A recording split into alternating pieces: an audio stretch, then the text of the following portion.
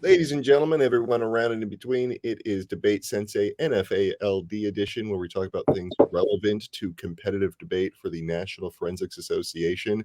I have with me the Director of Debate at Western Kentucky University, Chad Meadows, and the Director of Debate at the University of Nebraska at Lincoln, Dr. Justin Kirk. Thank you both very much for being here. Thanks for having us. Thank you. Excellent. So, rule changes, or what we're doing, we're leading up to nationals, but talking about potential rule changes to NFALD. And first I want to start off with Justin. Your position, I guess, is integral to anyone who wants to propose rule changes or whatnot. Can you explain? Yeah, I mean, anybody can propose rules, but I think that like the NFALD rep's kind of job primarily is community communication and understanding the needs and the kind of wants of the LD community, communicating those to the National Council and to the NFA community more broadly, both at the business meetings at NCA and an NFA, as well as guiding the topic process. So I would say that like I'm not like the rules kind of czar or anything, but I definitely kind of like collaborate with students and other directors to kind of identify areas where we think rules changes would be beneficial to the students, and then kind of craft those rules changes together with them. So for example, the last package of rules changes that went through in 2001, and I worked very closely with the debater from Penn State, Sarah Stevenson Peck, who produced a couple of constitutional amendments to the NFA Constitution, one that allowed for accessibility requests at nationals, one that put a student representative from LD on the council. There had not been a student debate representative on the council. There was always a speech representative. So those were constitutional amendments that got passed. And then a series of kind of rules amendments to streamline, make more clear some of the rules. And I can go into that a little bit more. But secondly, I want to talk about the process, because I think the rules process is very confusing to some folks. And it is a very specific set of requirements. So the first requirement is all rules changes either have to be proposed to the rules changes Facebook page, which no one has a link to. And there is a link on the like NFA website, but no one really like I'm a member of that Facebook group. I'm sure Chad is, I'm sure a bunch of coaches are, but it's not something that you're like constantly interacting with. So you have to go to a Facebook group that like isn't really active and post your proposed rule changes 2 weeks before a general business meeting so that everybody has time to discuss it. Or you can bring up your rules change at the general business meeting as a kind of like point in the agenda. As long as there is some discussion, either at the general business meeting at NFA or NCA, or there is general discussion on the Facebook page for 2 weeks, then a rules change can go on the ballot. So there has to be opportunity for the community to be like, hey, we think this is a terrible rule. There also has to be the ability for us to modify rules. I think the rules changes we did in 2021 went through 4 or 5 revisions. When one person pointed out, I was like, I can't find any of these. And I realized I had left off a number in the bylaws because the bylaws have a very specific outline format. And I was like, oh yeah, this isn't that section of the rule. So there's a lot of like detail work that goes into like crafting those, thinking about the language and stuff like that. I'll let Chad fill in on anything I may have missed. But yeah, I mean, Chad, you were kind of filling this role before Justin was. Am I right about that? Yeah. So the LD chair to the National Council serves for 3 years. So I served for 3 years, and then I handed the baton off to Justin, who's done an awesome job. I believe that there were a decent set of also bylaw changes to NFA in that 2021 package. And I think one of the defining features of NFALD is that it does have a rule set, and the rule set is a little bit more extensive than most organizations would have for a debate event. And I liked all the rule changes that were made because I felt like they kind of accurately represented where LD was, as opposed to kind of like where it had been in the past when the event was created. Do you have like a list of those actual? Yeah, I saved them in the Dropbox, so I can absolutely bring them up. Let's see. The recent rule changes, is that what he's looking at? Yeah, the 2021 rule changes. So 2021, is it like, are there rule changes every year or every time they change it? In fact, I think there's not really been many rule changes since NFA was instituted. I mean, there have been some changes in the margins, but I think primarily it's a resistance to change, like presumption arguments in debate kind of function, right? People are just kind of hesitant to throw things out the door that seem to be working.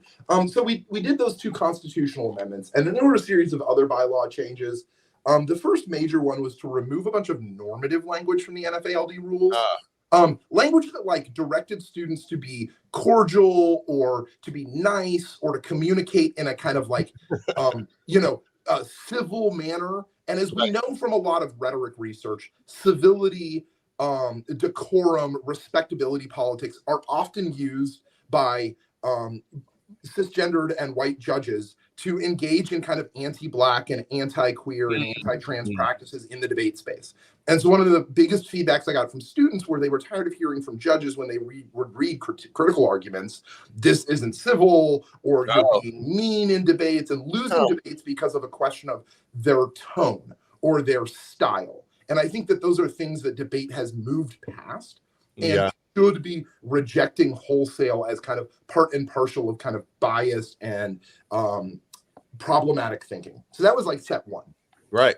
Set 2 was there was a whole set of things about like evidence availability that was from the paper era of debate. That is unnecessary in the digital era of debate. Providing like printed copies of the affirmative and full text citations and things like that, where like a hyperlink is sufficient nowadays, right? So we updated a bunch of evidence-based rules so that people didn't lose on like, you didn't print your AF out and give it to me. That's a rule, right? Another one was a series of changes to tournament format rules for the NFA tournament, just to streamline things in the tab room that Joe and I went through. Things like pull-up procedures, strikes at the national tournament. We ended regional matchups that used to like limit you to only debating people outside your region. Now you can debate anybody in your region.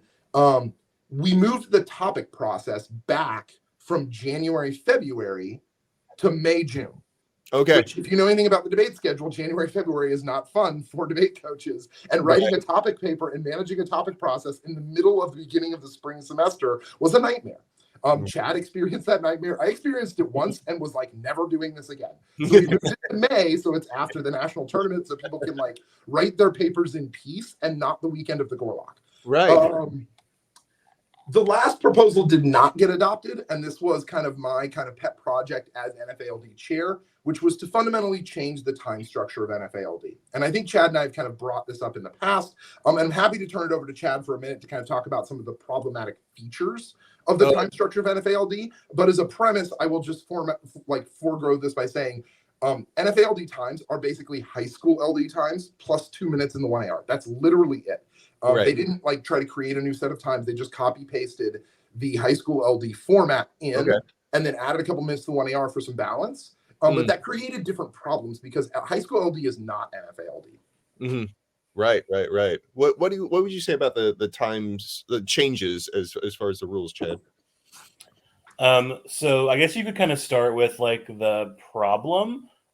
So I would say that the problem is that I think judges are, especially as LD becomes more and more, I guess, progressive, or there's, like a greater emphasis on evidence-based content in the debates, that the times don't always facilitate a like thorough interrogation of the arguments that are presented in the round. And that's because they're from high school LD, which is largely set up to do, frankly, like a one sheet AF, a one sheet neg with like a value criterion debate in there. And like modern NFALD debates are like significantly more complex than that. The like negative and affirmative strategies are like resembling pretty much what you would see in like a high school or college policy debate round. And so there are a few things, I mean, we can talk about like what chaffs each of us, but the one that like is really, I think, like important is the need to, I think, add speeches, even if there's not, like a huge addition of speech time to the overall event. I think there needs to be more back and forth. That's the good stuff of debate, the back and forth that happens between each individual speech. And that's what helps develop the debate and move it forward. And I think there's a couple of benefits that we would get from that. One, if we added more speeches, then we could treat the second affirmative speech like a constructive, basically, and it could be more like a 2AC, and then there could be a cross-ex period after that speech. And I think that speech is just crying out for a cross. Okay. So during the 2AC, the affirmative almost always will introduce like critical new developments in the debate that never get crossed. So, like, for instance, permutations.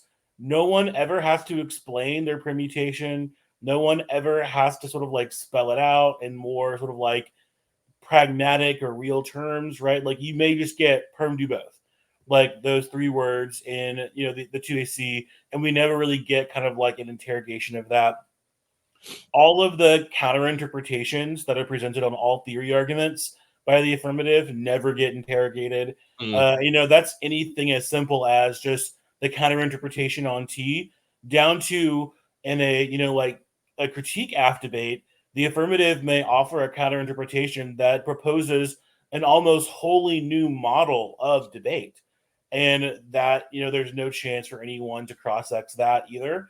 And so I think a huge benefit of adding additional speeches would be that we could treat the 2AC like a 2AC and then add a cross-ex period after that.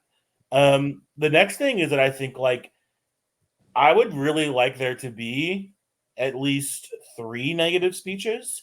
Okay. Because I think in the way that you construct like a file, you're going to have a 1NC that's going to be, like the argument. You're going to present the argument. Right.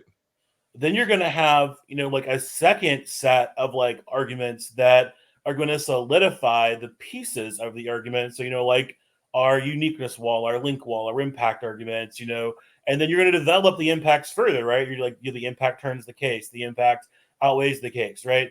Mm-hmm. The way it's currently constructed, the debate ends in that speech. And so I think there's a lot of tension between how much can you really add to what was originally presented in the 1NC, and then the burden of both having to develop your arguments further, but also conclude those arguments in that speech can create, I think, some sort of like shallow debates on negative positions. And so I think like having 3 negative speeches, a neg constructive, a second negative constructive that develops the position further. In debate, I think almost every coach values collapsing, right? Right. So like a speech that would allow you to benefit from collapsing by enabling you to further develop a position. And then a last one where you are just doing the work of the rebuttal, where you're comparing the evidence that's been read, you're weighing the impacts of the arguments, you're just sort of like debating what happened in the debate, as opposed to also furthering the debate further.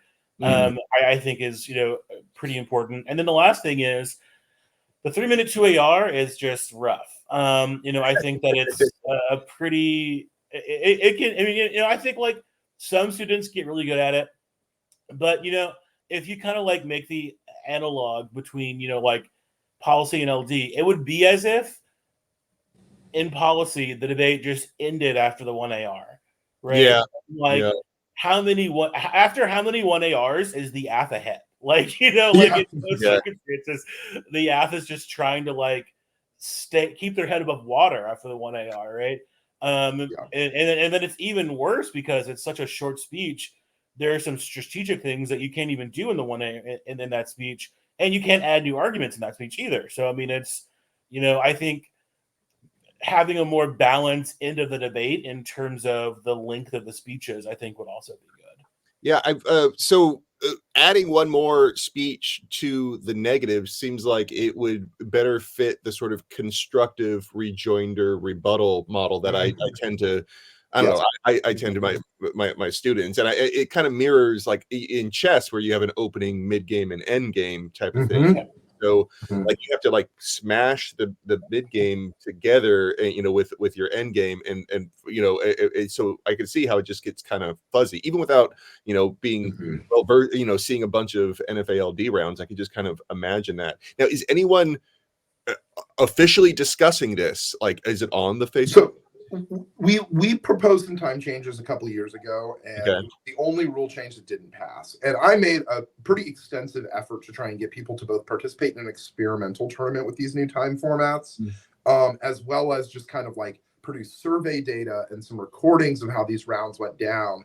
And I think part of it was not enough people participated, not enough people were interested in like trying something different. And those who did were already kind of invested in changing the times, right? So like the 5 debaters who participated in that kind of experimental tournament were all like, yeah, we want longer debates, right? It was like the Zach Jones and the Nick Wallenbergs of the year who were already kind of like policy head kind of kids. Right. And so I think part of it was the perception was that the people who were pushing this were people who were trying to get it to be more like NDT CETA and not trying to resolve some fundamental like structural issues that are present in every debate round in NFALD. And I think coming at it from a like, no, these are structural problems that happen regardless of who's debating who. I think one other thing that I think Chad didn't bring up is the prep time is very short in NFALD. For varsity debaters, 4 minutes is plenty of time. But for novice and JV debaters, 4 minutes is like enough time to open a speech doc, find the header you want, and then the timer to go off, right? And so, like, expanding speech time, maybe even if it's only for certain divisions, or like prep time to allow younger students more time, especially given that NFALD sees itself as a kind of novice and JV kind of development program in many ways, and that we want to be open to students who have never debated before. And so I think expanding prep time, even if it's by a couple minutes, would help, you know, and then like an immediate fix that like I think would resolve the 1AR to cross-X thing that wouldn't change like expanding times. I've been kind of kicking around the idea of making the AF or the negative cross-X flex cross-X. So they can cross-X either the 1AC or the 1AR if they find it necessary. And they can use that 3 minutes however they want after those 2 speeches. I think that might be a decent compromise. But these discussions, like, I haven't had a ton of them this year. I've been pretty busy, like running a ton of tournaments and trying to like get the last term of my NFALD rep. But it's definitely things I'm going to bring up with the next president or the next representative, and discussions I want to continue going forward. Okay. So it hasn't been like officially floated as the upcoming not in this cycle, no. Okay. There's just too much stuff on my plate right now, to be honest. Like like rules changes take a lot of shepherding. They take a lot of like outside of debate discussions with other coaches, Facebook posts, etc.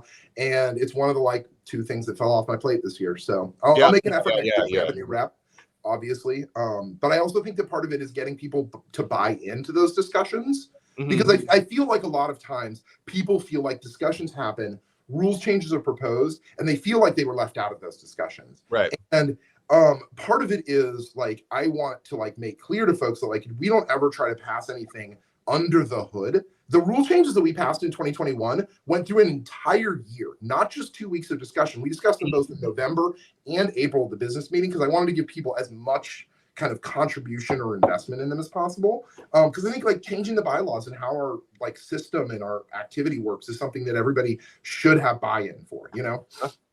Yeah. Are there any discussions that are happening on the Facebook page about rule changes? Not that I saw this year. Really? Okay. I mean, I can double check to see if anybody brought anything up. There was one I'm going to bring up at the business meeting that I think will get pretty clear assent. I didn't think it was like necessary for a Facebook page discussion, which is there's a stage in the topic process where the committee narrows the number of papers they got from like 12 or 10 down to 6 and then gives those to the community. But last year there were 8 really good papers, but as a committee we were limited to 6 only. And I would rather the community just vote on all those papers and then decide which ones they want. So that's something I'm going to bring up at the business meeting, and I think that that's something that will probably get discussed. The last activity on the NFA proposal discussion was 34 weeks ago. Oh wow! No new rules discussions this year. And like I said, because it's a transition year of me out of my role and somebody else in, like it's one of those things where I have a bunch of ideas, and I will kind of build on those as we go forward. But it's also a multi-year process. It's something where like I can't just come up with a rules change idea and then float it and then just be like, we're gonna like vote on this in May, right? It's something I want to go through a full year process of chatting with people about. Right.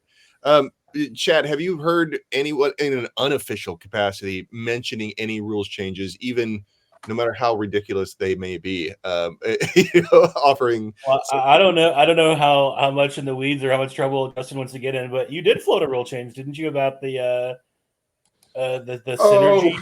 Yes, I did. Thanks for bringing that up.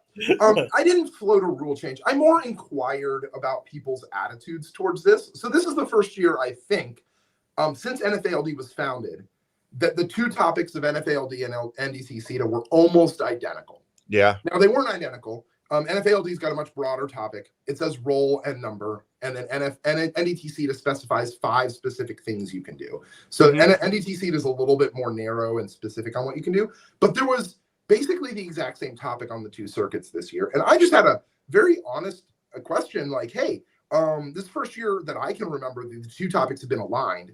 For those of you who participated in both, or those of you who didn't, pros, cons, whatever of topic synergy between the 2 policy leagues, basically. Should NDT-CETA and NFALD share a topic area, share a resolution? Should we even try to move towards this? And I pretty resoundingly got definitive no from the coaches. Yeah. and a yes from everyone who participated in both. And so I thought it was a little bit biased, right? We didn't get any feedback from students who didn't participate in both on the Facebook page. And I don't think they would have a basis for saying how to evaluate those things. And so it's hard to judge when like the only students who are like, yeah, we loved it, are the students who participated. And then the coaches are like, we don't want to do this. I think it's something that's interesting to keep considering. Because there's definitely been benefits to our squad as research projects go, right? When you could identify a particular affirmative you like reading, you can try certain teams reading that affirmative on the other circuit, find out the articles they're breaking at new tournaments. The NDT is this weekend, right? We will be following the wiki of all the teams that are reading similar articles to us to see what they're doing. I'm sure Chad and his squad will be doing the exact same thing that we are, Okay. So, but yeah, I did get in a little trouble on Facebook for even bringing up the idea that we might. No, it's a good question. I could see how some coaches, though, just like you said, that you're following the NDT results right now. If you don't have the same topic, that burden isn't on you necessarily as much. You know what I mean? And so I think you get a little bit of a reprieve without it being, the same. But on the other hand, you get this wealth of evidence now that you can draw from that other people are doing and posting and sharing through tournaments and everything like that. So I think it's a pretty complex question.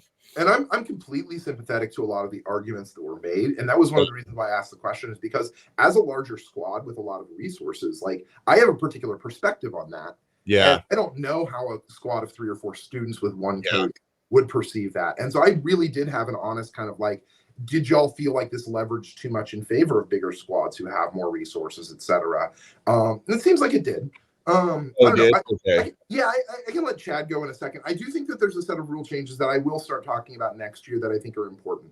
And I think that is creating a kind of standard for what novice debate is in NFA. And making sure that tournaments use a specific set of regulations for what counts as novice. And I think it should be everybody in their first year of debate, period. I think people who have high school experience should be debating in JV. But part of the problem is because NFA allows tournaments to kind of set their own rules, some tournaments have first year in debate in college, and some tournaments have first year in debate, period. And that creates a very uneven novice pool where you have novices who have 4 years of high school debate experience and novices who have no debate experience. And I would like to create much more of a firewall to produce better novice debates in our activity, because I think that is broadly shared across big and small programs around NFA. Yeah. Well, I mean, Chad, you'd be considered a larger school, right? How did the synergy between the topics affect your squad?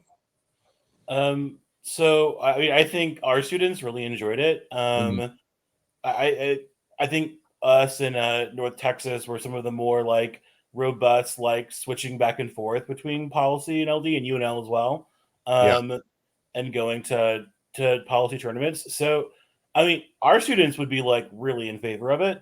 Not because, and I think like a lot of the concerns I totally like understand and like sympathize with. And ultimately, like, I think I agree with the concerns from the perspective that it's not something that the majority of teams want or think will benefit their teams. But for the teams that did it, if it ever happens again, I would encourage more teams to do it.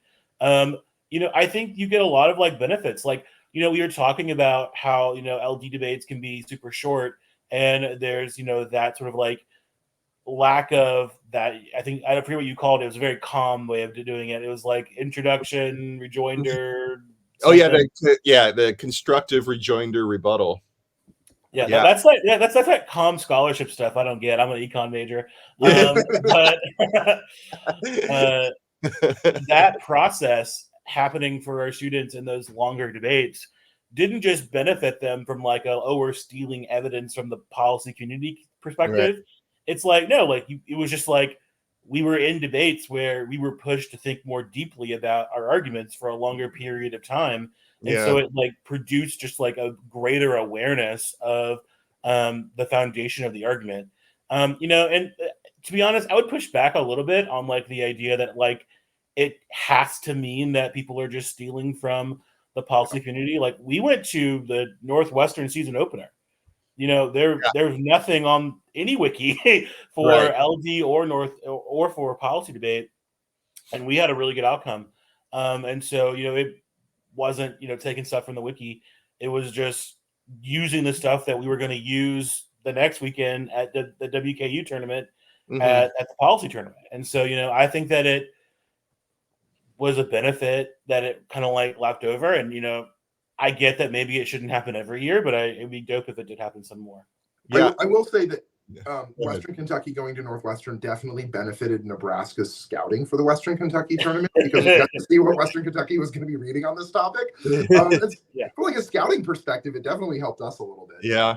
I know. I mean, like I 100% understand the kind of concerns about it. I was more curious to see if there was a desire to produce a kind of process that would streamline that if it was desirable, right? Because like AFA has its own topic process and we have our own topic process. And if people wanted to merge, it would be discussions over a series of years that had kind of those implications. It's not something you can just like flip a switch on and do the next day. Because this was just kind of a happy accident that Jared happened to write the exact same paper that 3 or 4 coaches in NDTC to also were writing. So, right. Okay.